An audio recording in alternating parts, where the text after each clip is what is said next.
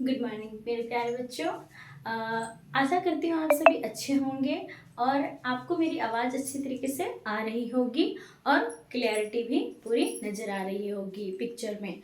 अब हम यहाँ पर चलते हैं हमारी वीडियो की तरफ। लास्ट वीडियो में हमने पढ़ा था फ्रांसीसी क्रांति और राष्ट्र का विचार। फ्रांसीसी क्रांति क्या है और फ्रांस में क्रांति होने का कारण क्या था और इसकी शुरुआत कब हुई थी, इस सभी वीडियो की चर्चा हम लास्ट वीडियो में कर चुके हैं। अब हम बढ़ते हैं अपनी नए टॉपिक की तरफ। अगर आपने मेरी पुरानी वीडियो नहीं देखी है तो आप मेरी लास्ट वीडियो में जाकर उसे देख सकते हैं।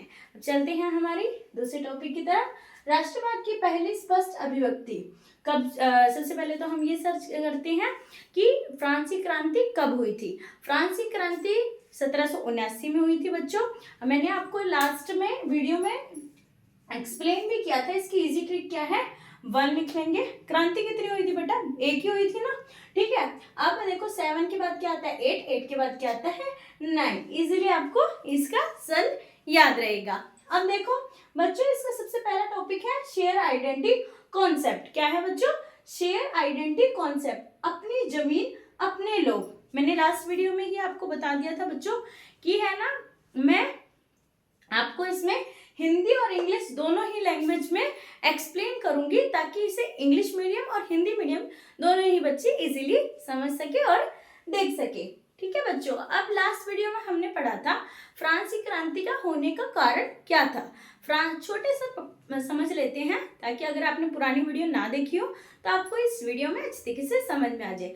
फ्रांसीसी क्रांति का होने का कारण, मुख्य कारण ये था कि उस समय जो फ्रांस का राजा था वह था लुई 16वें। कौन था बच्चों, लुई 16वें था। लुई 16वें एक निरंकुश राजा था। निरंकुश राजा का मतलब होता है वह राजा जो केवल अपने ऊपर ध्यान दे, अपनी रॉयल्टी, अपनी लग्जरीज, मतलब केवल खुद पर ध्यान दे, उसे जनता से कोई मतलब नहीं है।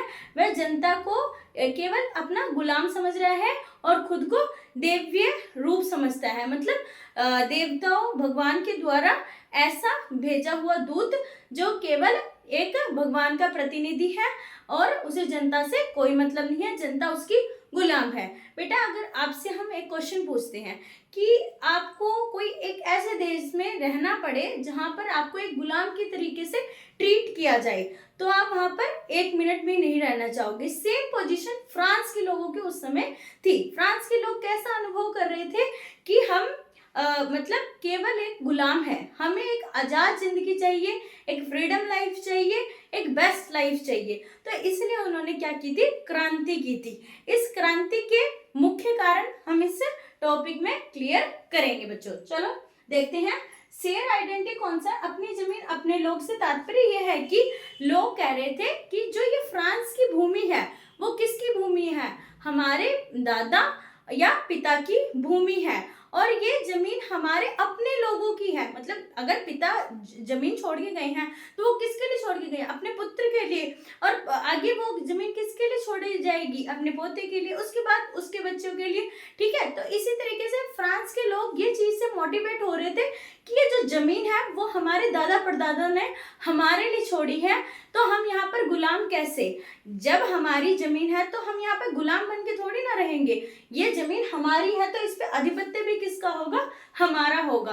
तो ठीक फ्रांस के लोग भी इसी तरीके से मोटिवेट हो रहे थे और अब वो लोग चाहते थे यहाँ से जो लुई 16वें है या तो वो अपनी शासन प्रक्रिया को सुधार करे, वरना हम क्या करेंगे, क्रांति के द्वारा इस प्रक्रिया में सुधार लेकर आएंगे। ठीक है बच्चों, आप पहला टॉपिक समझ गए होंगे कि लोग किस चीज से मोटिवेट हो रहे हैं कि हमारी जमीन है तो उस पर अधिपत्य भी किसका होगा, हमारा होगा, हम गुलामों की जिंदगी नहीं जिएंगे।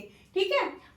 ए न्यू सिंबल, पुराना झंडा हटाओ नया लाओ। बच्चों मोस्टली इंग्लिश मीडियम के बच्चे जानते होंगे सिंबल हम किसे कहते हैं, हमारे झंडे को हम सिंबल कहते हैं। ठीक है। अब देखो बच्चों इसमें क्या कहा गया है, पुराना झंडा हटाओ। पुराना झंडा पहले क्या था, राजा का शाही झंडा था। ठीक है। मतलब उसकी जगह पर फ्रांस वालों ने कैसा झंडा ले आए, वो एक नेशनल यानी अपने राष्ट्र का झंडा, फ्रांस का झंडा लगाया गया। ठीक है। अब नॉर्मल सी बात है एक नॉर्मल सा हम कोई भी झंडा लगाते हैं, ठीक है, कोई भी लगा लो, कोई भी हमने अपने रंग से रंगा हुआ झंडा। देखो हर झंडे से अपनी कलाकृति से व्यक्ति को प्रेम होता है, ठीक है, लेकिन जो एक देश का झंडा होता है उससे हमें सबसे ज्यादा प्रेम होता है। जैसे हमारे देश का झंडा है, हमें उससे सबसे ज्यादा प्रेम है, ठीक है। उसी तरीके से जो वहां के फ्रांस के लोग थे उसे मोटिवेट करने के लिए कौन सा झंडा बनाया गया बच्चों? अपने देश का झंडा लगाया गया और उसे लहराया गया। अब लोगों के अंदर और ज्यादा आत्मसम्मान बढ़ गया अपने देश के लिए। अब वो अपने देश से और ज्यादा प्रेम करने लगे थे और वो लोग मोटिवेट होने लगे थे। अब जो लोग इस क्रांति में नहीं जुड़े हुए थे, अब वो भी इस क्रांति से जुड़ने लग गए थे और अब अपने फ्रांस में से उस राजा को हटाना चाहते थे। ठीक है बच्चों, अब आपको नया टॉपिक समझाते हैं, डेमोक्रेटिक बॉडीज, नई सरकार का गठन। देखो बच्चों, पहले जो फ्रांस में किसका आधिपत्य थे हम अभी तक पढ़ रहे हैं, मैं बार बार बता रही हूँ बेटा। उस समय एक निराकुंस राजा लुई 16वीं का राज था। वह राजा क्या करता था? लोगों के ऊपर गुलामी के तरीके से चलाता था। तो ठीक है, तो देखो कई बार क्या देखा जाता है, जिस भी राज्य या फिर राष्ट्र में कोई राजा होता है तो उसके कुछ गुलाम होते हैं, वो उसके अनुसार कार्य करते हैं, ठीक है। तो वो चाहते हैं कि अगर हम राजा की गुलामी करेंगे तो हमें राजा से बेनिफिट होगा। तो इसी तरीके से पहले राजा के कुछ लोग गुलामी करते थे, तो उसकी गुलामी के कुछ सभा के लोग वहां पर थे। उस सभा को किस नाम से जाना जाता था बच्चों? एस्टेट जनरल के नाम से जाना जाता था। अब वो किस प्रकार की सरकार चलाते थे? जैसा राजा कहता था वैसी वह सरकार चलाते थे। अगर राजा कहता आज इस व्यक्ति को दंड दिया जाए तो वो उसे दंड देते थे। आज इस राजा को शाही गद्दी पर बिठाया जाए तो वो उसे शाही गद्दी पर बिठाते थे। वहां पर व्यक्ति की एबिलिटी और क्वालिटी से कोई मतलब नहीं रखा जाता था, बस वह राजा का गुलाम होना चाहिए था। तो वह कैसी सभा थी? एस्टेट जनरल जैसी सभा हुआ करती थी बच्चों, ठीक है। परंतु यह सभा को हटाकर बाद में कौन सी सभा बनाई गई? नेशनल असेंबली का निर्माण किया गया। नेशनल असेंबली में क्या होता था बच्चों? अब फ्रांस के लोगों ने अपनी असेंबली बना ली थी, ठीक है। अब वहां पर न्याय के स्थान पर न्याय की ही बात की जाएगी, विपक्ष की बातें नहीं की जाएगी। जो व्यक्ति गुलामी जैसी बातें करेगा उसे पद से हटा दिया जाएगा। अगर ऐसी सरकार आज के समय भी बनती है तो वह दी बेस्ट मानी जाती है। ठीक है बच्चों, अब हम दूसरे टॉपिक की तरफ देखते हैं, नेशनल यूनिट कस्टम। ठीक है, पुराने देश के लिए नियम, ठीक है, पुराने देश के लिए पूरे देश के लिए एक नियम बनाया जाए। सॉरी बच्चों, यहाँ पे पूरे देश के लिए नियम है, मतलब एक ऐसा नियम बनाया जाए जो क्या हो? हमारे पक्ष में हो, विपक्ष में नहीं होना चाहिए, ठीक है। मतलब हमारा देश है तो हमारे हिसाब से नियम चलेंगे। कैसे नियम चलेंगे बच्चों? कि देखो सभी को पढ़ने का अधिकार होना चाहिए, सभी की भूमि है, उन पर किसी जमींदार का अधिकार नहीं होना चाहिए। हमारी जमीन है, हमारे अधिकार हैं, हमारी पितृभूमि है, हमारे दादे परदादे की भूमि है, तो नियम भी कैसे होने चाहिए? हमारे पक्ष में होने चाहिए, विपक्ष में नहीं होने चाहिए।